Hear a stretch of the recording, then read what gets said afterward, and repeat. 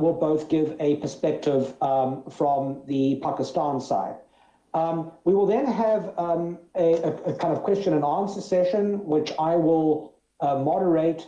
And then at the end, I will hand over to Catalina Marulanda, who's the practice manager for urban development and land in the South Asia region at the World Bank, who will basically provide a sort of summary set of comments and observations at the end of the discussion, and then Naji will close the meeting.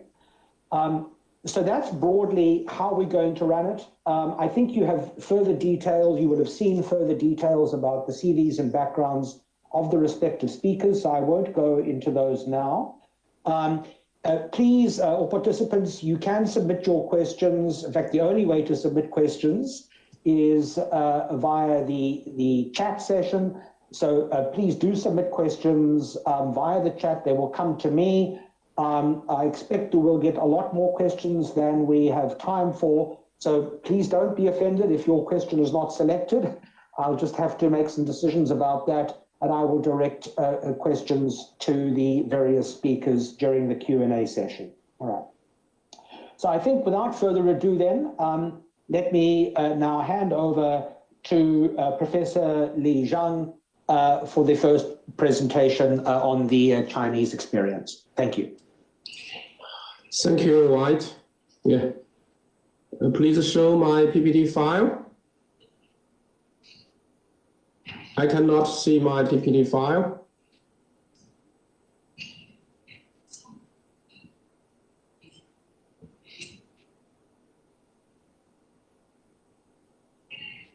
Who show my PPT file?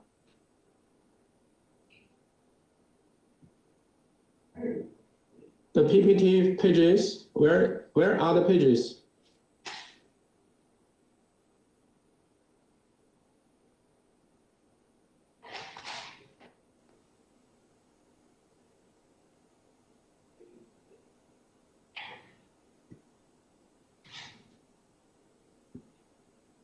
Hi, where are my PPT pages?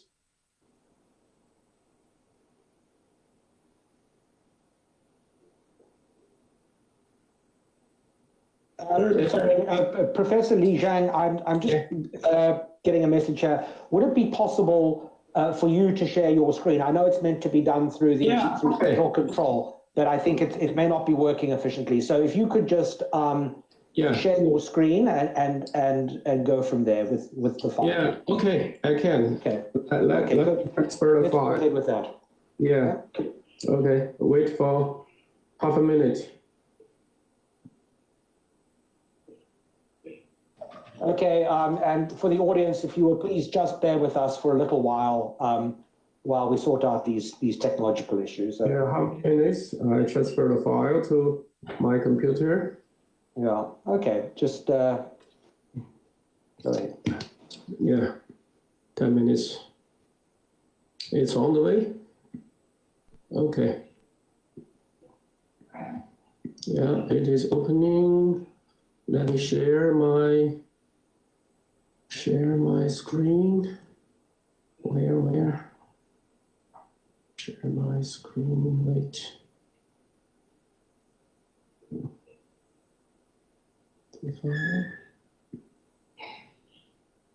Yeah, it is opened. Yeah, it's okay. Okay, yeah, we're not seeing it yet, Dr. Zhang. Okay, it's beginning to come up, yes. Have you seen my screen? I just asked the other panelists just to prepare yourselves for sharing your screen when we get to you, because I think that looks like the way we're going to have to do it. Okay, Professor Zhang, over to you again. Please go ahead. Yeah, it's okay. Can I start? Yes, please do. Please. Okay. Yeah. Thank you very much for your invitation to my presentation. Yeah, today the topic is for the secondary cities development. I prepare 8 for Chinese experience. For China, I think the secrets for secondary cities development are not only related to cities system, but also related to the institutional system of China since 1978 reform. Today, I think I will talk 5 points about the secrets of Chinese experience. First, before 2000, I concluded as rural urbanization and rural industrialization. What is rural industrialization? I think you are familiar the phrase leaving for the peasants, leaving the farm without leaving the countryside. What the rural urbanization means, which is that entering the factories without entering the cities. Yeah, this happened before 2000 in China, but it has its background. By the end of the 1970s, the economy and society were recovering after 10 years of disorder in China. People's demand for commodities was increasing, but state-owned factories could not supply enough. The state-owned economic system is not easy to reform in cities. Then many small factories are emerged in small towns, which is rural centers, absorbing rural laborers who work at the factory but stay at their own rural housing. But from 2000, our government policy changed to support the development of selected towns, not all small towns.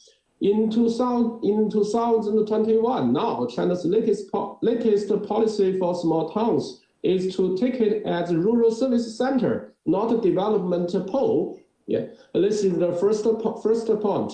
The second point I want to talk is to improve power of the national government by tax sharing system in 1990s. Chinese government set up a new tax sharing system between national and local governments in 1994. The national share increased from no more than 20% in 1993 to more than 50% in 1994. And then the national 50% share continues to now. You can see the figure, the change happened in 1993 and 1994 is very clear. Because of the strong national tax share, almost all investments in expressway and railway construction, namely big projects, are invested by the national or provincial government. We can see the figure showed in the screen. This is the Chinese expressway system, which has more than 150,000 kilometers in 2020, more than 50% than that in USA. We can compare that with Japan and the Korean expressway system. And then the high-speed railway system is beyond 38,000 kilometers in 2020. Yeah, that is a huge system. Nearly all of them were invested by national and provincial government. The third point is to the new urban land use rights market in 1990s and housing reform in 2000s are shaping.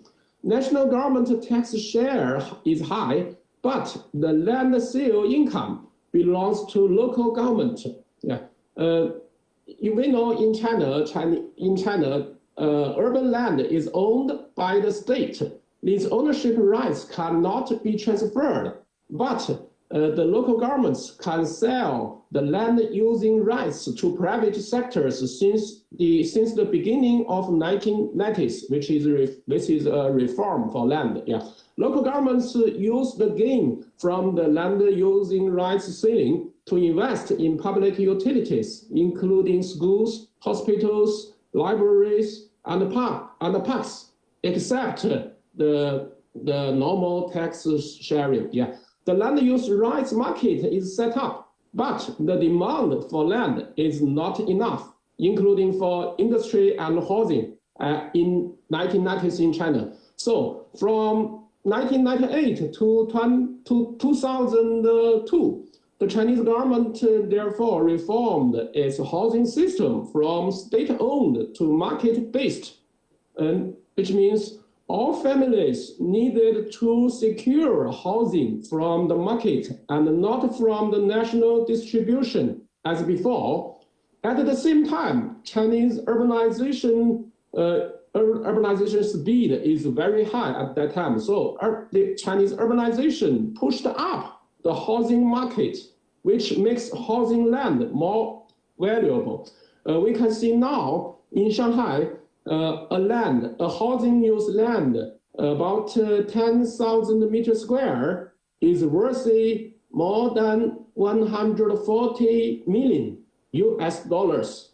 Yeah, we can imagine how much can be earned for local government. Yeah, so the first is to make industry land more valuable by joining global manufacturing market in 2000.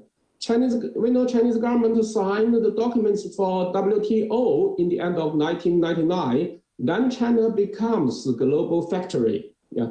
The industry development creates an industry land market for local government. The industry development also supplies enough jobs for migration from the countryside, which means absorbing the rural released laborers. Yeah. Then the bottom-up driving force is shaping. It's unlocked to make local government to develop themselves by supplying industry land, housing land, and then can get enough income. Yeah. The fifth is to develop the coastal region first, then the inland region. Yeah. The experience from China, the regional strategy is to develop East first since 1978. Then after 2000, develop West strategy. Then in 2004, develop Central region and Northeast region. Then and in 2017, national government published a rural revitalization strategy to develop the countryside. So different policies in different period. Yeah. But the marketing force would push developed area to be more developed. Until now, regional disparities and urban-rural disparities still exist in China. We can see the figure at the right, which shows the top 30 migration flows among China's 31 provinces in 2010. Migration from inland China, from inland countryside, is congested to coastal regions. Even now, yeah, from the end of 1990s until now, yeah. The left table shows the secondary cities share of urbanization and GDP increase. Yeah. The latest data is that secondary cities contribute 60% for Chinese urbanization since 1978 and 40% for GDP increase. Yeah, we divided the top 70 cities to be first-class cities and the other about 600 cities as secondary cities. Yeah, this is the division standard. Yeah. So let us compare Pakistan in 2020 and China. Yeah, which is just like China in 2001 and 2004. Yeah. So but today, for my research experience, for my point, Pakistan's constraints are the low industry, the low urbanization rate, the low power of national government. Yeah. So I hope Pakistan to conquer those difficulties to be rich, to be more developed, just like China's past last decades. Yeah. This is the last page. Yeah. This is my book about China's urbanization and China's development, which was published in 2016. Yeah. If you are interested in my presentation, yeah, you can search more information from that book. Yeah. Yes, thank you very much, Professor Zhang. Very interesting, and thanks for focusing on the really key points which sort of, I think, underlay the let's call it the beginning of sort of rural urbanization in China and what happened with the secondary cities there. Now I'm going to hand over to Dr. Masood from the CEO of the urbanization unit. Dr. Masood, if you could just share your screen and move ahead with your presentation. Thank you. Yes, thank you, Roland. I hope you can hear me. Just give me a couple of seconds before I start sharing my screen. Very good. Yes, we can hear you clearly. Thank you.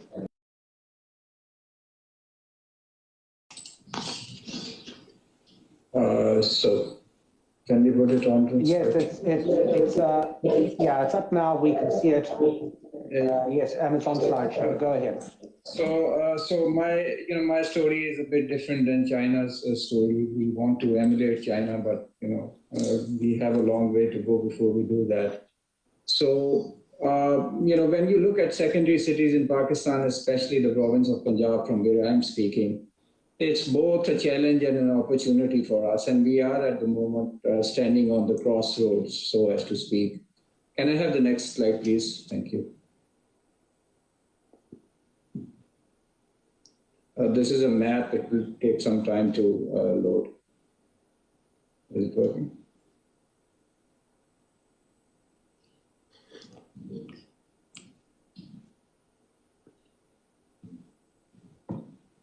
Yes.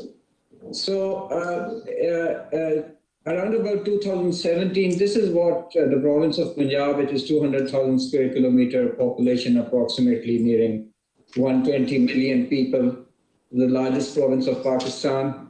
And here are the cities. You can see the big mega city, which is Lahore.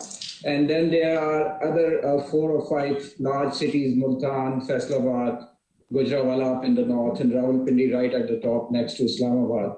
But if you really strain your eyes very carefully, you can see the small dots, which are the intermediate and less large cities, the more smaller cities. So we have about 13 intermediate cities, and then there are about 38 small cities where the population is between 100 to 250,000 people, and an intermediate city's population can go all the way to 1 million people. But here is our challenge, and in the future, this is what the future is looking for Punjab. So all of a sudden you see not only one mega city, but 12 large cities, 43 intermediate cities with a population of 1 million or so, and 71 cities between 100 and 250,000 population. So the next 25 years is going to be quite a journey as far as the urbanization landscape is concerned for the province of Punjab. And this is, as I said before, a challenge and opportunity for us. And why I consider it an opportunity, it's the next slide that I would like to go into. So already, in Punjab, we have, the cities have developed natural, between the cities, there are natural key growth corridors for industries. So these are the major corridors, and you can see these corridors are clumped around, a collection of cities, more on the northeast side of the province and less on the southern side. Well, the southern side also has a lot of opportunity. Can I go on to the next slide, please? Now, if you overlay the corridors, the industrial corridors, with the agriculture potential of the province, you will see that both industry and agriculture merge very well with where the cities are located. Both intermediate cities and smaller cities. So, while the South may not boast a lot of industry, it has a lot of potential for high value added agriculture. And, right in the middle, right in the center, if you can, focus, there is Saiwal, which is right at the heartland of the agrarian belt of Punjab. and see how the connection is being made between the agrarian belt and the industrial corridors in Punjab. So, by looking at this data spatially under the Punjab Spatial Strategy, which was a document published about 2 years ago, we have kind of sort of started envisioning our secondary cities as a part of a greater system of economic production and economic well-being, and not looking at secondary cities just because they are secondary. The word secondary connotes sort of demotion for a city from a primary to a secondary, like it is of a secondary importance, for example. But when you start looking at this data spatially and overlay, different layers of industry and agriculture, you will see that these cities in the future of the province and in the future of the country will have a major role to play as far as economic well-being is concerned, as far as rural to urban migration is concerned, and as far as the general economic growth of the country is concerned. Let me take you to a journey up in the northeast to a region known as Gujranwala. So if you keep on looking at this map, just look at the northeast corner of the map, you see the mega city of Lahore, and then you see this connection and a triangle right at the top, which is the Gujranwala division. So this is like the main industrial corridor or the industrial hub of the province. But let's focus on Gujranwala region, which comprises both a large city and a number of intermediate cities. Can I have the next slide, please?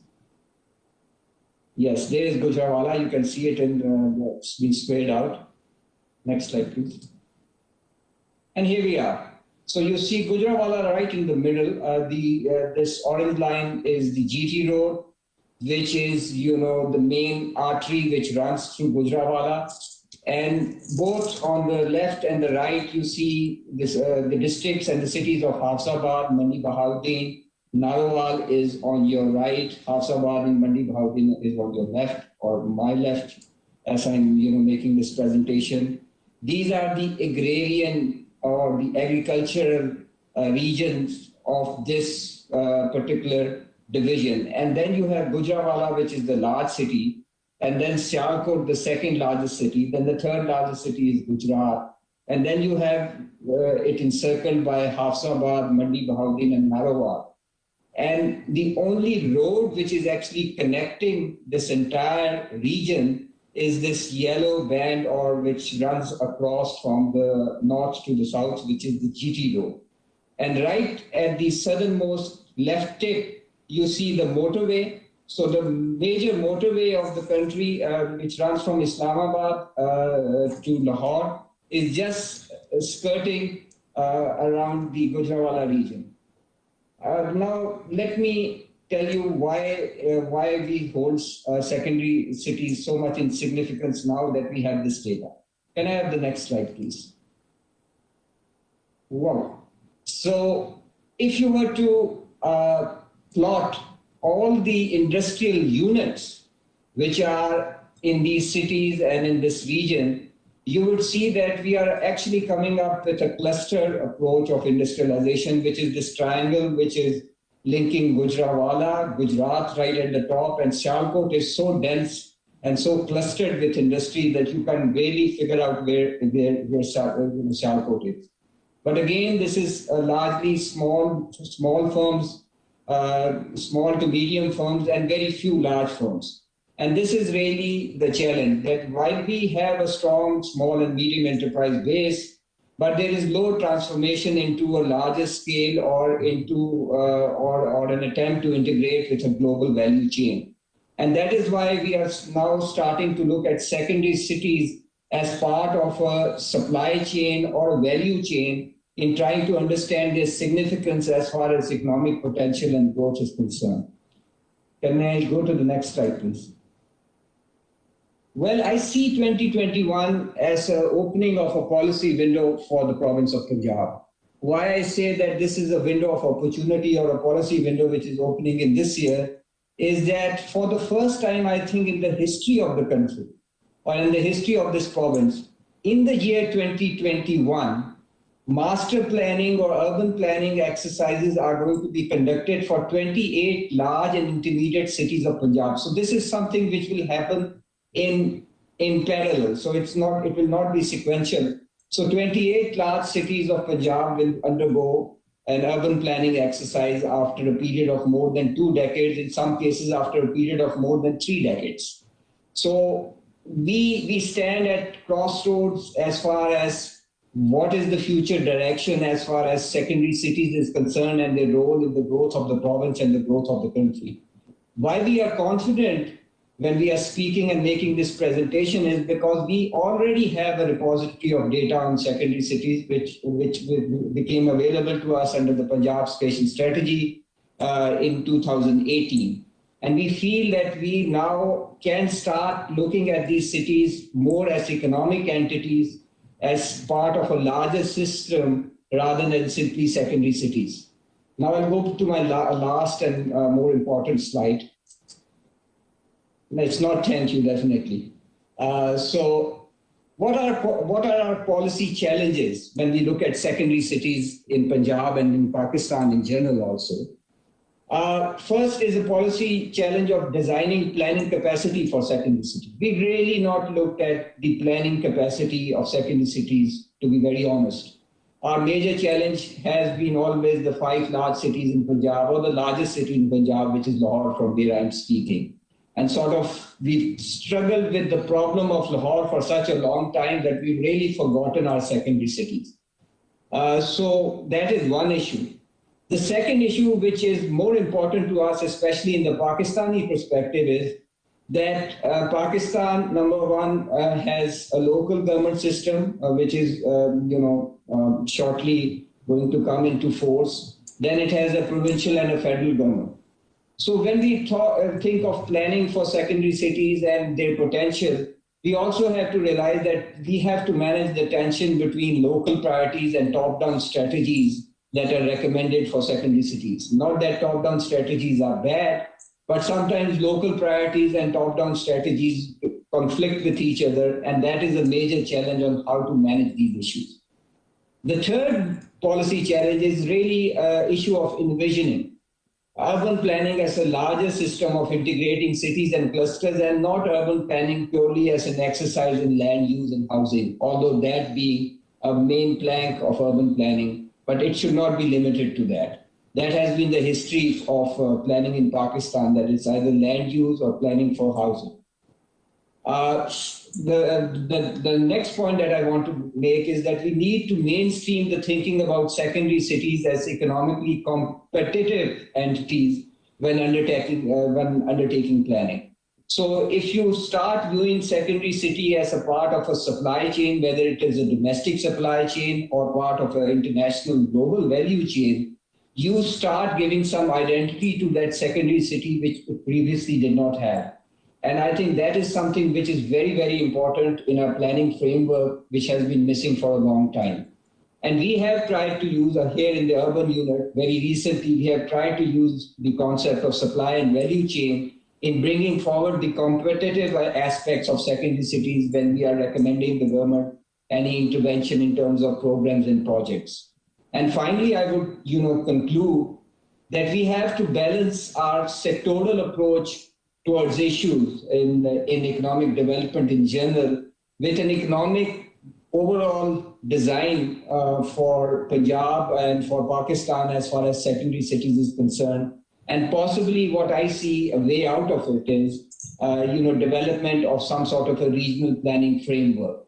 So, these are the points or the policy challenges which I foresee going forward as far as the secondary cities are concerned. But as you have seen from the spatial data that I've actually presented, and it's a very, very, very small fraction considering the paucity of time, there is a lot of promise, but at the same time, there are a lot of challenges ahead of us. With that, I would thank you for your patient hearing, and I look forward to your questions. Thank you. Thank you, Dr. Masood. I think that was a very enlightening overview of some of the really key secondary cities in Pakistan at what appears to be a pivotal moment. Can I just ask if everyone could just go on to mute? I think, yeah.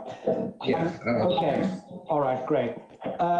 So we're now going to hand over to Dr. Altaf to provide his input. May I just ask the audience, please do not hesitate to send in your questions through the chat to me, and I'll be able to address them to the panelists. You can simply pose your questions through filling in the box which you can see on your screen. Okay, Dr. Altaf, over to you. Okay, thank you very much. Thank you for this invitation. I would like to make some general observations based on the work that I did in China when I was in the East Asia unit at the World Bank.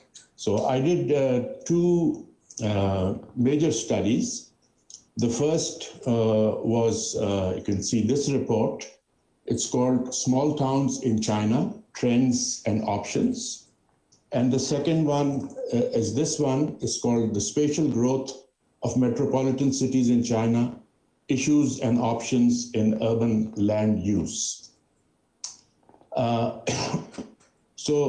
then I will make some specific observations which are based on my research in Pakistan on small cities, which I have been doing for about 15 years now.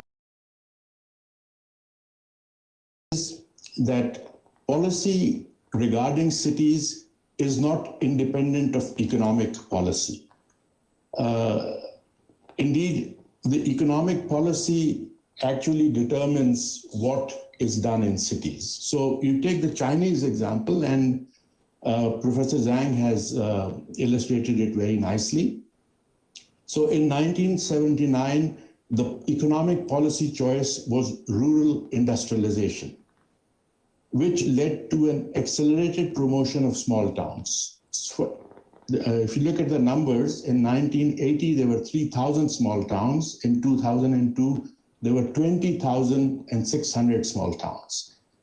And the economic part of it was the town and village enterprises, in which employment went from 30 million in 1980 to 135 million in 1996. Okay. But as Professor Zhang has shown, after the entry into WTO, the economic policy prioritized manufacture for export. And in parallel with that, the urban policy shifted to development of coastal cities and the special economic zones. So Shenzhen is an emblematic example which went from a fishing village to a city of over 10 million people. The second point that Professor Zhang did not mention is that economic policy itself is not independent of preceding human capital investments. One should not disregard the huge investments in basic education and health in China that prepared the population for industrial work, first in the town and village enterprises, and then in the cities themselves. The third important point, which gets very little attention, is that there is a great need, whatever the policies are, there is a great need to communicate them very clearly, both to those who are implementing those policies and those who are going to be affected by those policies. And in all the work that I have done in many countries in the world, I have not seen a more effective transmission of policy, communicating policy than in China.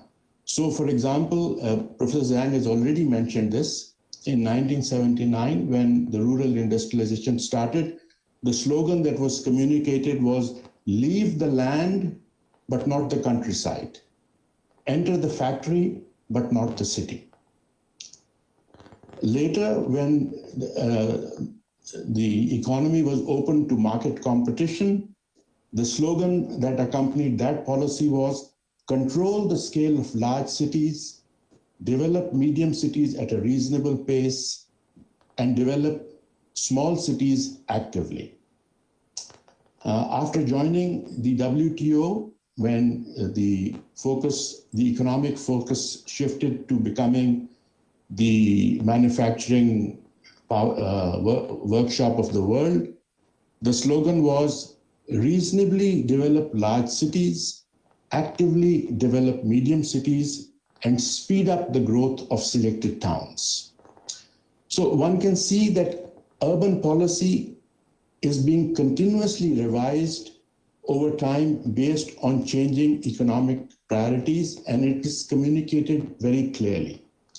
And there is a great academic involvement and monitoring, which is shown by the fact that Professor Zhang himself is the Secretary General of the Small Town Academic Committee of the China Planning Society. So, there is a continuous academic focus on what is happening, trying to understand what is happening in small cities, secondary cities, and how to change them. Now, this communication that I have mentioned is important not only for the administrators who are implementing the policies, but also for the people who have to align themselves with these policies. So all these objectives can only be achieved if there is a buy-in from the people, because they are human beings, and these are not machines that you push a button and something happens. People are very unpredictable, and unless people align themselves with the policies that are being articulated, the objective would not be achieved. So in China, millions of people have been lifted out of poverty, and there isn't a trust deficit between the policies that are articulated and how the people receive them and how they feel whether they will work for their welfare or not. Another point is that this has also been stressed by Mr. Masood, that we don't need a national policy because of the diversity in the country. There has to be a policy for regional economies, which in some places can be natural resource based, other places can be agricultural based or manufacturing based. And these are centered around metropoles, which form the magnetic field for the secondary cities and the small towns that are around these metropoles. And one has to have the analytic ability to identify which are the buoyant cities in this regional economy and which are the ones that are stagnating. Because different investments are needed in different kinds of towns. And one has to prioritize the one with the most potential because there are limited resources that have to be allocated. So for example, going back to the Chinese policy when the export economy was being introduced, which said speed up the growth of selected towns. Not all towns, but selected towns. So there has to be some mechanism by which you select particular places for investments. Now, there is one example in Pakistan of all this, which is, the economic policy of linking the Pakistani coast with the Chinese western region, the economic corridor, and because of that, Gwadar has been selected as the place which will receive a lot of investments. Now coming specifically to Pakistan, based on my research, what I have found is that the secondary cities in Pakistan are not able to hold their share of the population. And the indicator for this is, if you take the total urban population and you look at the proportion that resides in the secondary cities and small towns, you will find that this proportion is the lowest in South Asia. You take all the countries in South Asia, it's the lowest in Pakistan, which means the secondary cities are not buoyant enough to hold the population which are migrating to the larger metropoles. Presently, my work both in Punjab and the Khyber Pakhtunkhwa province in small cities shows that there are huge governance issues because of the standoff, which to some extent, reflects what Mr. Masood said about the tension between the local and the top-down strategies. There is a complete standoff between the civil service on the one side and the elected representatives on the other side. And they're both stymieing each other, as a result of which virtually very little gets done. There are, in a lot of places, there are stagnating rural hinterlands because of the neglect of agricultural policy, which still employs about 50% of the labor force. And the state of human capital is exceedingly poor because of unfocused education and very low investments in health. So there is no magic. If you haven't invested in the people, suddenly you can't transform them into a very efficient manufacturing force. There has been virtually no job creation in the small cities, which have been abandoned by the elites because the road network has become exceedingly good. So the old elite of these small towns now actually resides in the big cities. They have migrated. They just have their businesses in the small places.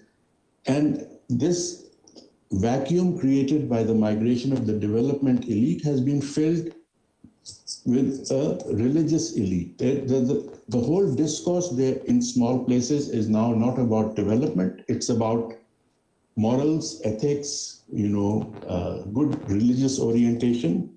And my own interest in small cities actually started because all the fundamentalist movements are centered in small cities. That is where they are coming out from. And this is a very important point that needs to be understood. So the implication of this is that while general observations from other countries are very helpful, but there is no detailed template from global best practices that can be applied to Pakistan. It will be of very limited utility because there are too many context-specific variables that are involved. So where we need to start with in Pakistan is that we need to be very clear about what is the economic policy for various regions, and to understand what this implies for the role of secondary cities and small towns in each region.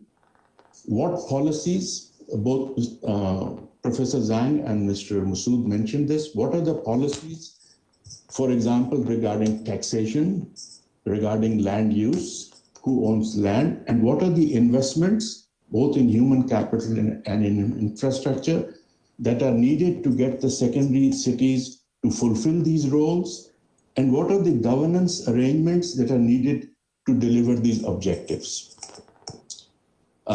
To conclude, my own suggestion is that the government of Pakistan should come up with a policy package that it owns and which the bank should support. The bank should not embark on initiatives with just nominal consultation with the GOP. There's a huge difference in these two approaches that should be recognized. And under no conditions should this initiative be a substitute for a policy framework and be turned into infrastructure investment projects in specific cities with doing master planning, etc.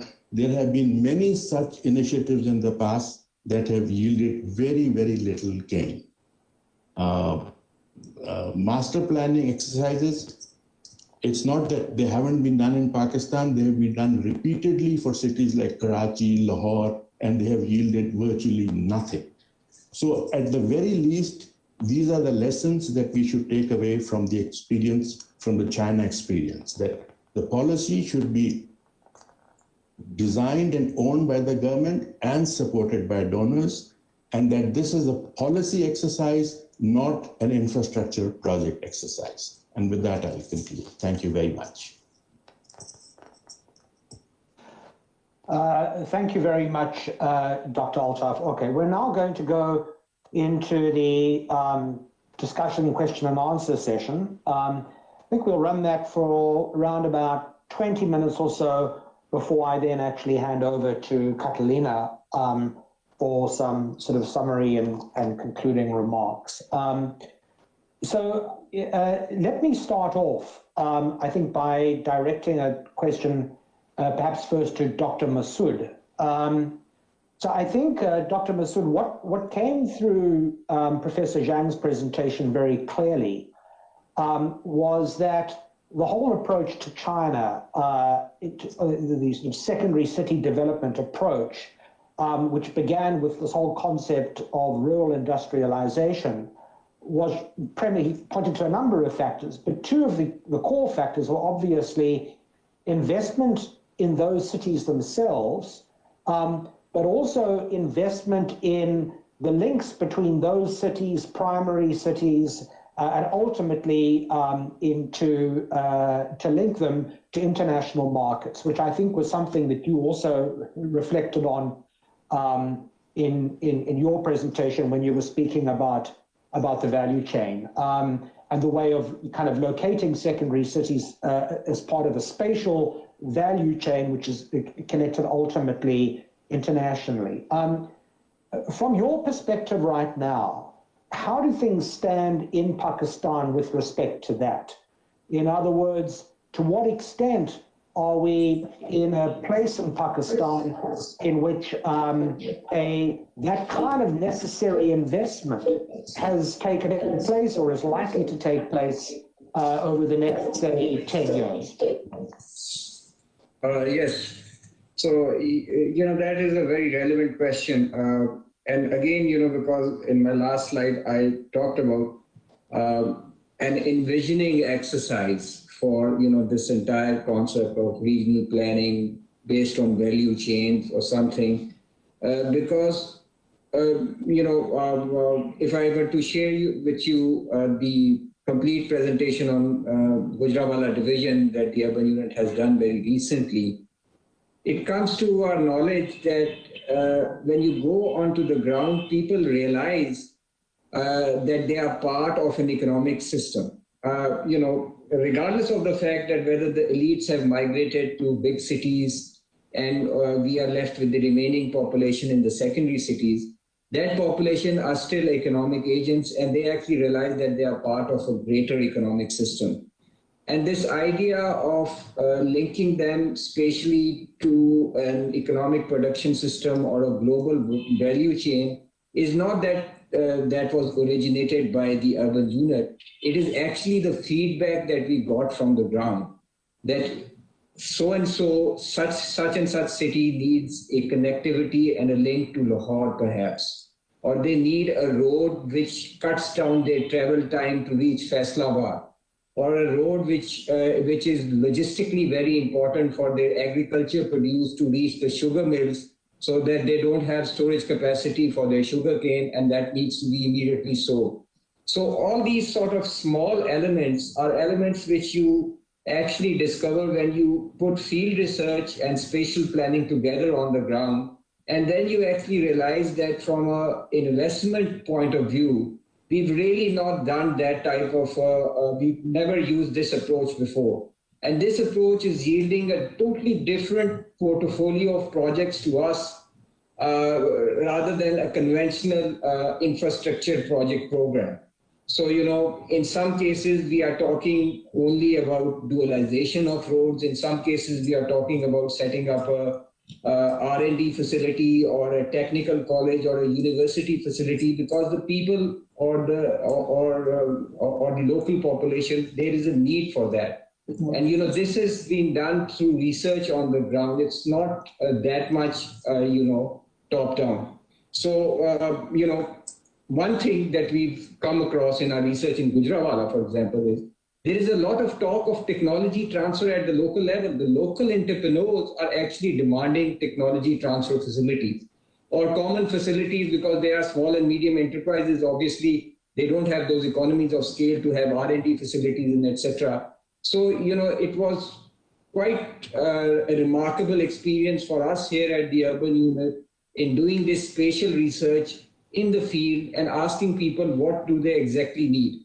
Our research was, to be very honest, right now more oriented towards economic growth, potential rather than socio-economic development, and in that way does not diminishes the remarks of Dr. Anjum Altaf that a socio-economic development is very necessary. But even in that case, for example, again I will give you the example of Gujranwala.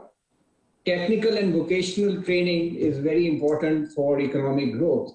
But if you look at the enrollment numbers in technical and vocational training institutes in Gujranwala and their location vis-a-vis the industries which Gujranwala has, there is a big mismatch. So, either it is content in the curriculum or the technical institute needs to be revamped. So, in some cases, it's more of a soft intervention than a hard intervention, which is actually required. And I think this, this is a work in progress, and we are really trying to integrate whole regions with an economic system which is either linked to domestic production or to exports. So in a way that has a better buy-in, I feel, at the local level with certain stakeholders than simply a top-down approach of, scattering, a portfolio of projects in different districts. I hope this answers your question. I'm not really sure, but because this is still work in progress. Yeah. No, well, thank you very much. That was a very useful set of insights to get on that issue. And I think we'll maybe come back a little bit later to some of these broader issues regarding the connection between sort of broader economic growth strategies and approaches and what's happening in the secondary cities in a moment. The second issue I'd like to pick up on, and I'm going to ask both Professor Zhang and Dr. Altaf to comment on this, is that if you look at the Chinese experience, I think what strikes one is how heavily institutionally and fiscally the system is devolved there. And I'm interested in the relationship between that devolution and the relative success, if we may call it that, of the development of secondary cities in China and that whole approach. The Chinese system is fairly heavily institutionally devolved, or devolved with respect to functions and powers regarding things like planning and management. I think Dr. Altaf made, I think, the very valid point that these big master planning exercises are really only as valid as the institutions which underlie them. You can produce a great master plan, but unless you have an institution which can actually implement that master plan, it really doesn't amount to very much. In China, I think you have seen that institutional capacity, the devolution of those functions. In addition, the intergovernmental fiscal system in China is also very heavily devolved, all right? And we saw that from the numbers put up earlier. The whole process of kind of developing sort of land and converting the value captured through urban land into infrastructure in secondary cities, I think is really held at the city level. So I would like, firstly, Dr. Zhang, if you could comment, or Professor Zhang, sorry, if you could comment a little bit on the relative importance of this factor, and perhaps elaborate a bit on the nature of the institutional and fiscal system in China and how it's impacted secondary cities. And then Dr. Altaf, if you could perhaps provide some observations on how you see things trending in Pakistan right now with respect to this cluster of issues, because it does rather look like that in the last, over the last decade, or perhaps it's the last 5 years, we have seen something of a disempowerment of local governments in Pakistan, and that seems to contrast rather unfavorably with what has happened in China. Professor Zhang, over to you first for some reflections on this. Okay, thank you, Professor White. Thank you for your comment. Yeah, I think I want to explain something about Chinese institutions. Yeah, I think in fact, it's not easy to transfer the Chinese experience directly to Pakistan's development in the next stage because of the different context. Yeah, but for the tax sharing system reform should be smart designed by the government. It's not easy, but it could be done. Yeah, the land using rights transfer market is also different with that in Pakistan, in other countries. Yeah.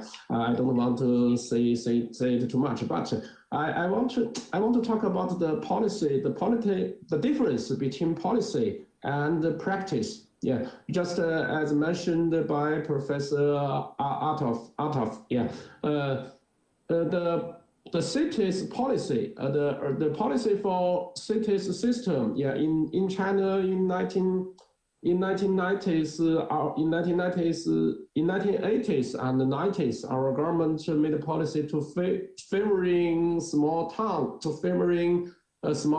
as mentioned by Professor Adolf. Yeah, but in fact, I checked the national related documents about that. Yeah, the reform designer Deng Xiaoping, yeah, who started Chinese reform since 1978. Yeah, but from his talk in 1987, yeah, he commented that we had never imagined small towns development in our reform process. Yeah. So the policy for favoring small towns and medium cities is never happened. Yeah, it never happened by our government. Yeah, even you see that written in our national document, but it was never happened in our urbanization process, because in Chinese cities system, we have 4 levels. Higher level means more power. Yeah, the higher level is the national level cities: Shanghai, Beijing, Chongqing, and Tianjin. Yeah, the second level is provincial level cities. Then the third level is prefectural level cities. The fourth level is county level cities.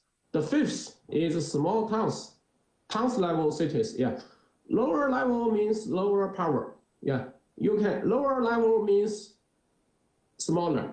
Higher level means more power, means larger. Yeah, you can understand which level cities develop fast.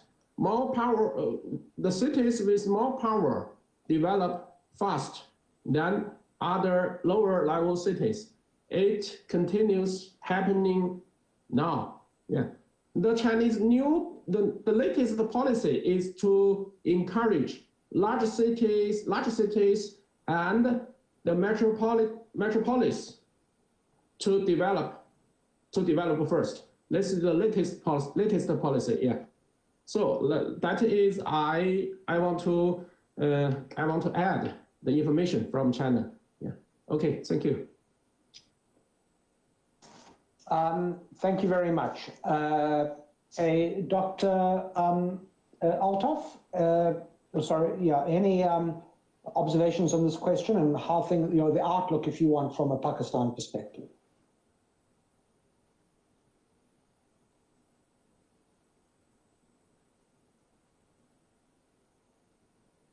No.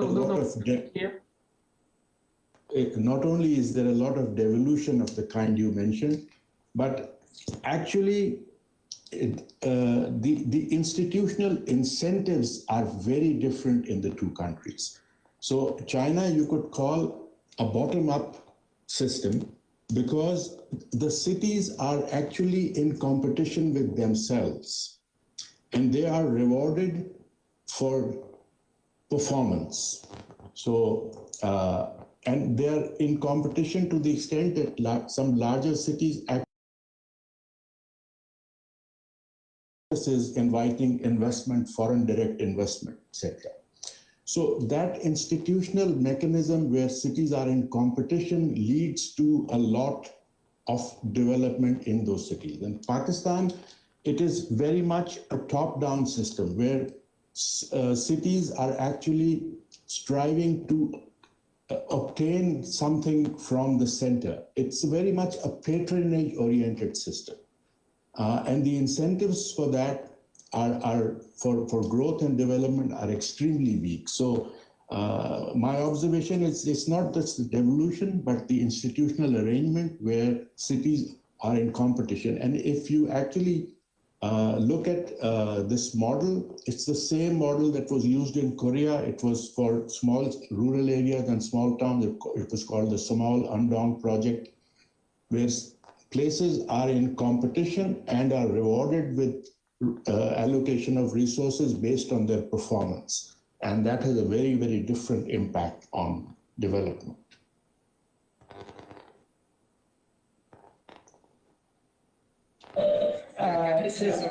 Yes, please. Who was that? It's Omar from the urban unit.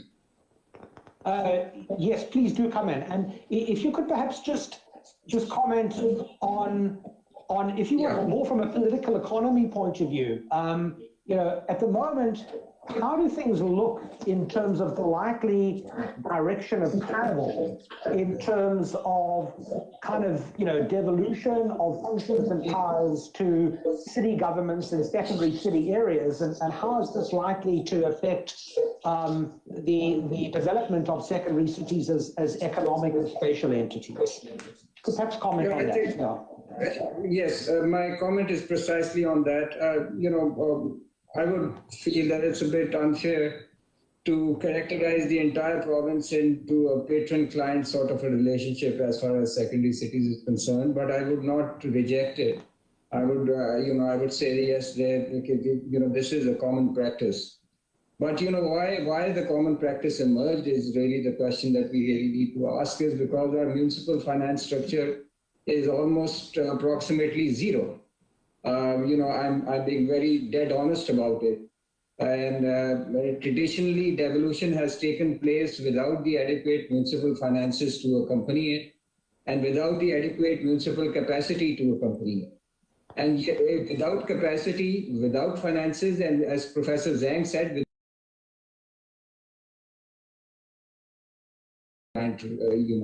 relationship. So, if the cities seems to be, gravitating towards the provincial government, in the provincial government to get their things done, is that simply the trajectory of devolution. I think the only period which people might disagree with me on that, but the only period in which generation be dynamic enough was the period from 2002 to 2008. That was under General Musharraf, when the local governments really had some power, real power, and also municipal autonomy to some extent. I would say to some extent. I was working in the finance department and I was in charge of municipal finance for a while, and I can say that we really gave them some municipal autonomy from a financial point of view. But yes, the point is well taken. It's a patron and client sort of a relationship. But that in a way sort of, how to undo it is really the challenge. And my only way is give them more power, give them more financial autonomy, and please give them more capacity to exercise and use that thing judiciously. In some cases, it's just a lack of poor investment decision. It's just poor investment decisions which are happening at the local level.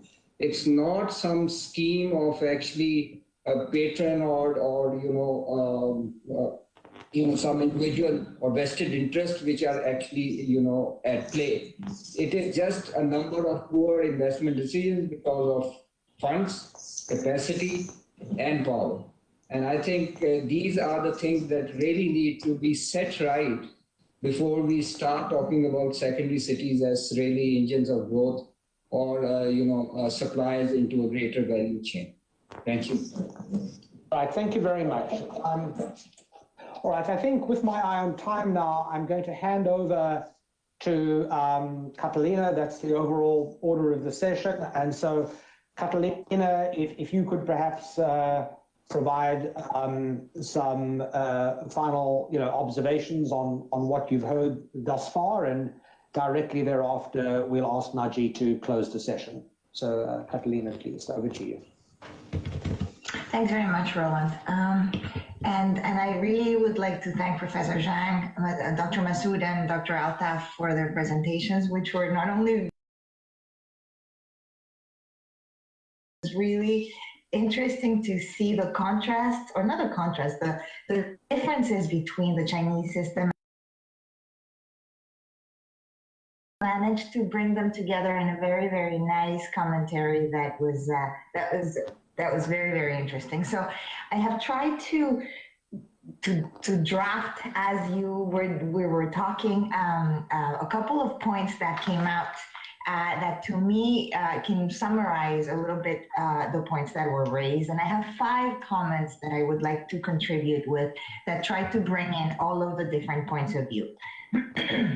The first one is that, as we saw in both the examples in China and Pakistan, the speakers talked about the importance of promoting the development of a system of cities, a system that develops in a country that supports a balanced growth across the territory.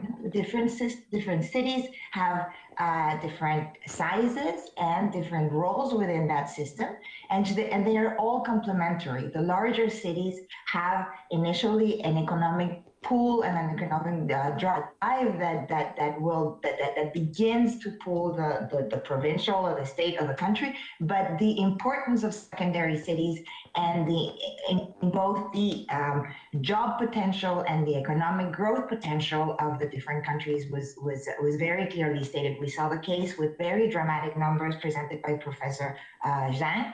And then the promise or the prospect that the secondary cities are bringing to Punjab. So it's really this complementarity between the two, the larger and the smaller and secondary cities, that is important.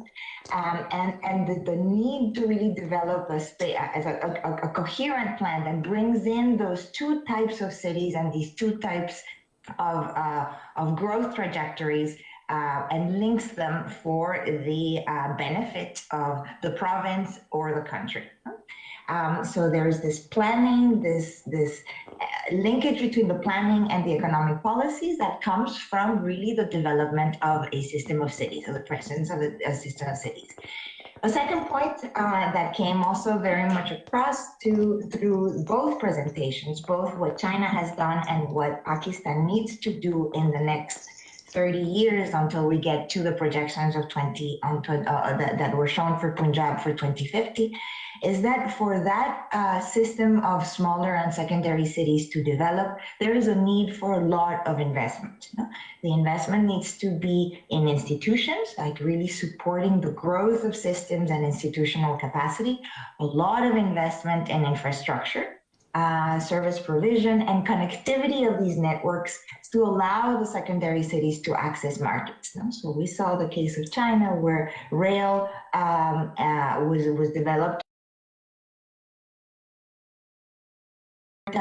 to really promote this market economy, and what needs to be done in Pakistan to provide access to the smaller the small density of small and medium enterprises that exist, but that will need support to leverage that growth and to promote that economic development. So it's for the system of cities, again, to work well. Then we talked about, or the speakers talked about, the need to support the strengthening of local governments, and there was a very nice discussion about sort of the differences in the political systems between the federal system of Pakistan and the more centralized system of of China, and how those local governments need to be empowered and strengthened to really take on the roles that are needed to develop that balanced territorial model that we're seeing, but also the importance to support the development of the private sector. And we saw that as the speakers talked about SMEs, we saw that about the speakers, when the speakers talked about the development of land markets that were so important in cities to bring in the private sector to raise the value of land that allowed the economy to grow. So investments then both in local and public and private sectors to bring the system, to develop the system in the best way. The third point that I would like to emphasize then is that understanding those patterns of growth is really important to not just to promote a sustainable growth trajectory, but really to adapt the policies and to draft and to really put the state or the country in a sustainable growth pattern. What we don't want to see, and this is something that we talk about in the case of Pakistan a lot, is two things: the lock-in of investments that are so costly and difficult to reverse later, and you don't want to see secondary cities growing in unsustainable patterns, repeating the growth of larger cities. No? So you really want to help to invest in the right things so that those smaller secondary cities grow more sustainably, so that in a more orderly way, more planned way, more that the livability of the cities as they grow continues and is promoted.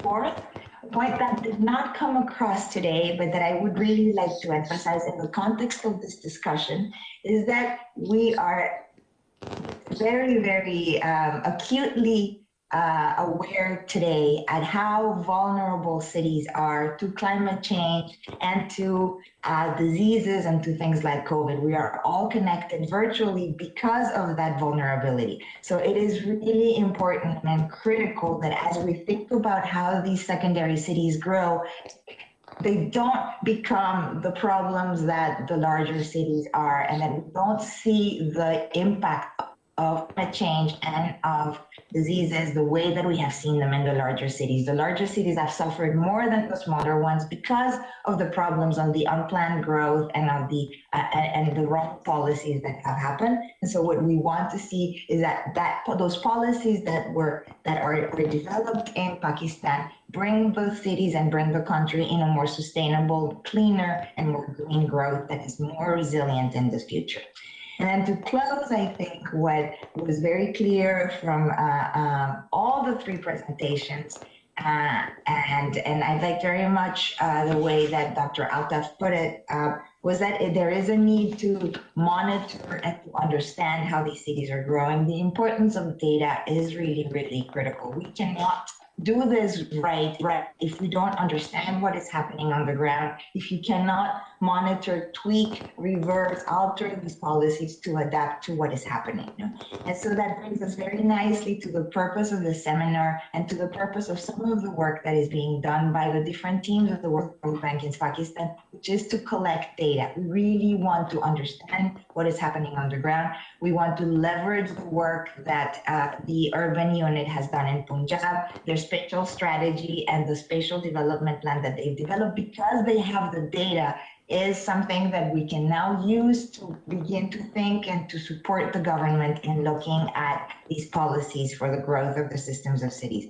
So these, as Naji said when he kicked off the conversation today, we want to promote the exchange of evidence-based policies, and how we get that evidence, how we get those data to draft those policies is critical for us. It allows us to have the conversations that we have today and to look at the cases, at the amazing cases like China, and understand and learn from those and bring the best of that to Pakistan as Pakistan then faces, and embarks in this growth trajectory for the next 30 years. So with that, I would like to close, thanking again our speakers for a fascinating exchange today. We learned a lot. It was really great to have you today. And passing this on to Najib to close and to end this first webinar and exchange session. Thank you very, very much, Theodore.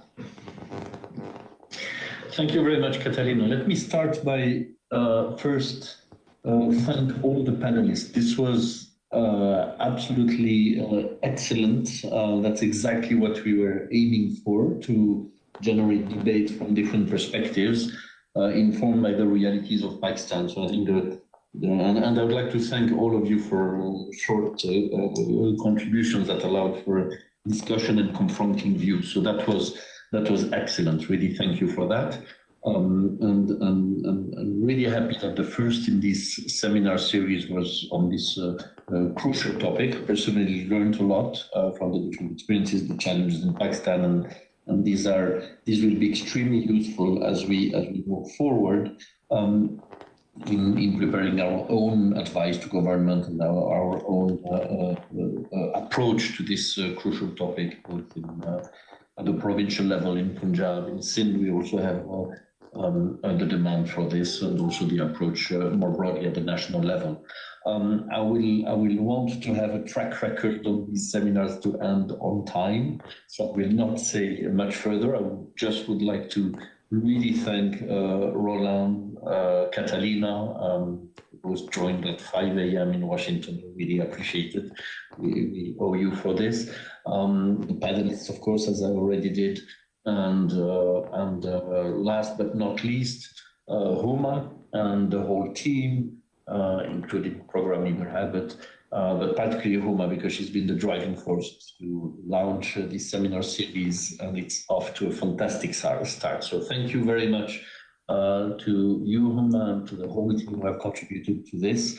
Thank you again to panelists. This is a start of a journey. We'll have seminars on other topics. The next one will be on girls' education, and we'll have next one on tax as well. So very important topics, related topics. There was a lot of discussion. It was very interesting. A lot of discussion on the land market and property market and revenues implications, and the rise of investments, for example, in China, in smaller cities as they control an increasing share of revenues. I think that was a critical turning point. Maybe one day we'll see a similar turning point in Pakistan.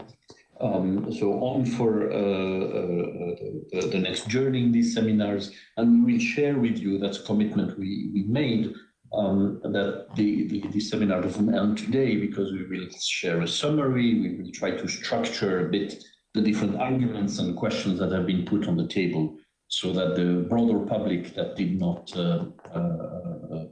connect today, and also those who connected, can see the summary. Thanks for your participation. Thanks for joining, and on for this great policy series and the next topic very soon. Thank you all. Kudos to Huma again and the whole team. Thank you. All right. Thank you, panelists. Thank you. Thank you, Najib. Roland, Good thank night you to so everybody. much. Yeah, that's a pleasure. Bye-bye. Thank you. Bye-bye. Thank you. Bye-bye. Bye-bye. Bye-bye.